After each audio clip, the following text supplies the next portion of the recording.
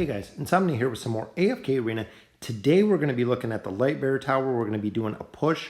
Focusing on the faction towers are the priority just because of all the cards you get, the emblems you get, the gold, the essence, everything you pull out of the faction towers are a priority. So making sure you're doing your progression in the faction towers anytime they're open are, again, priority. So looking at our Lightbearer team, we do have Belinda, which is fully geared out, plus 30 signature item. Tier 2 gear with the blade. We do run Rowan. As you can see, he has all of my gear from the twins. So we do have the tier 2 gear there, plus his plus 30 signature item, plus 20 on Lucius, which all Lightbearer gear. We have Falks, which has all of my T2 Lightbearer gear again, plus 21 signature item.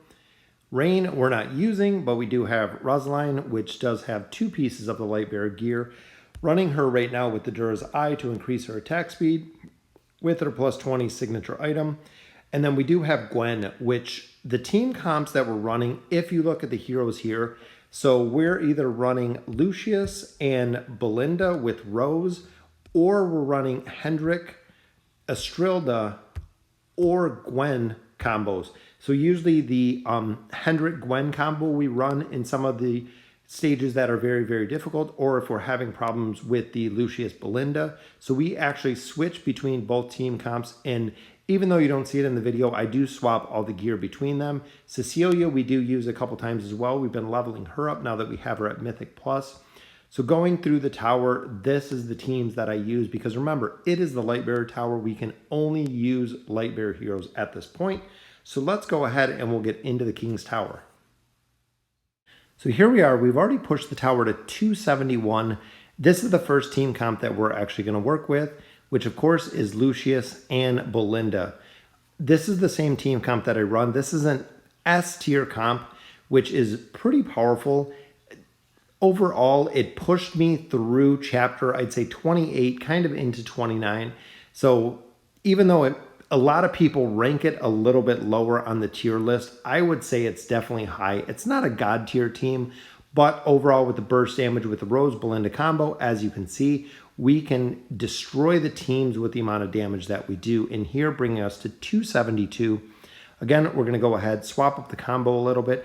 The reason is when Brutus drops back with Rose and Belinda, Brutus's Whirlwind will hit multiple targets.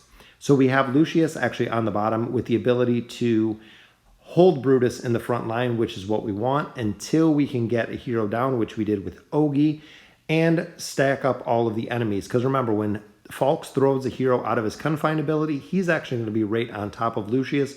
Lucius can pick him up. 53 million damage there from Belinda, which is why this is so effective when you look at the team comp itself. 273, again, we're going to go ahead and swap Hendrik into this one. That way we can run Gwen.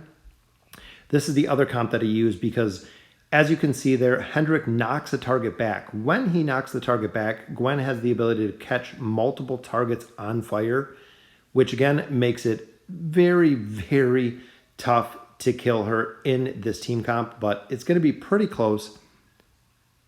Even though we got a shield in the back, as you can see, Rose actually moved up to Falks on this one, but we should be able to get this one down with some more of our flaming arrows, which we do. Now look at the damage we do here. 48.5, almost 49 million there from Gwen. So running Gwen and Belinda together really can supercharge your DPS. Gwen ideally in the middle with Rowan tanking up front, just because when she is in the middle, she hits the most targets to really maximize the damage that she's doing, as well as her plus 20 signature item, which again maximizes the damage, because when a hero uses an ult, she actually does a additional arrow or fires 2 arrows at the same time when you see an ult. So we're trying to take down Grez's minions, which we do right there. She has a nice haste buff. There is her ult. Taking down Grez, taking down Savius right in the back. A stun on Rose to get the job done. All right, so looking here, 63, almost 64 million damage, 35 million damage from Falks. So doing a ton of damage here. Falks overall, and Rose in the bottom just got destroyed by Athalia. But as you can see, the reason to bring Hendrik right there, So Athalia would have killed Rose. Hendrik went ahead and shielded her. The only problem with Hendrik is it is one use. So once he goes ahead and uses that ability, the ability is gone. He will no longer use that ability. So it's kind of disposable, especially if you use the ability early. Same with the shield that he just did there, the big heal shield. But as you can see, he is holding the line, which is, I believe, the name of the ability, hold the line. But that gives us time to go ahead and get a lot more damage out of Falks. As you can see, I believe Rose is following Rowan at this point, allowing Falks' haste ability right there to just absolutely dominate. So doing a lot of damage with Falks. 5 more cards, that's what we're here for. 33 million from both of our heroes. Again, when a lot of people say Falks doesn't do damage, but as you can see there, 33 million damage from Falks. This is where we put in the damage. Depending on the team comp, as you can see, we have Belinda in, we have Gwen in, we dropped out Rose to go ahead and supercharge the damage here is what we were looking for. Because once Belinda ults, as you can see what happened right there, we have enough damage between our other 2 heroes to go ahead and finish the battle, which 36 million, 45 million from Gwen. That is why when it came to later campaign stages, I swapped Gwen into the formation, dropped Belinda out because of that exact reason. Gwen seemed to be outperforming damage by a long shot, as you can see there. Even though they both have similar, they both have all full sets of the T2 gear, Gwen is still doing a lot more damage than what we're seeing out of Belinda. Even though Belinda has the big nukes, Gwen is even there. Her survivability with Hendrik a lot higher. As you can see, he is actually guarding her in the top. That way she didn't go down quite as fast as she would. And we did get the campaign stage, or excuse me, the tower stage done. Looking at the damage here, 54 million and 28. So Gwen absolutely destroying the teams here, as you can see. We'll go ahead and we'll swap Gwen to the bottom because we want her to take out Nemisu. Just because of his totems is a huge distraction in the campaign stages. So if she can stun him, if she can kill him quick, keeping the totems on his side, as you can see, because he needed the heal, she got him down very fast, which is the reason that we brought her. Nemisu's totems, if they go ahead and build up, they'll actually just overrun your team and end up destroying your entire team because you get overrun with the totems. You can't kill them fast enough. But again, the double damage here gets the stage done. 41 million and 37 million from Belinda, both doing a ton of damage in this tower.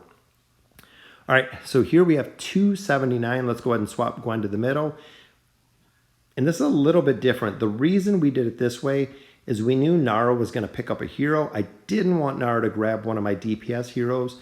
So we could do Rowan or we could do Hendrik. But Hendrik having the stuns and the knockbacks, as you can see right there, makes it very good to put on Nara because he can actually get away from her with stuns, which we've seen right there. As soon as he got away, Nara actually grabbed Rowan. When Hendrik went to the back line to actually defend, I believe it was Belinda. Belinda or Gwen, one or the other would have died, but he went back and protected him. Even here, 33 million, 66 or 68 maybe million damage from Gwen. So Gwen outperforming Belinda, even though Belinda has a plus 30 signature item, as you guys seen. So she not only has a much more powerful signature item, but Belinda buffs Gwen. That's the reason why Gwen, again, is doing so much damage, as you can see here. Just absolutely destroying the campaign stages. Not only does she cast really fast, remember she is a ranger, so she does have the additional damage. With the buff that Belinda brings to her, again, doing an insane amount of damage, as you can see here. So 47 million, 32 million from Belinda, which gives us, I believe, 90 stones there. Very nice. So that'll conclude the 10 floors for today, up to 281. I want to get a lot further in here. We're 4th right now on ranking, just a little bit behind. But let me know in the comments what you think. Love the double damage with Gwen and Belinda. And as always, thank you guys for watching.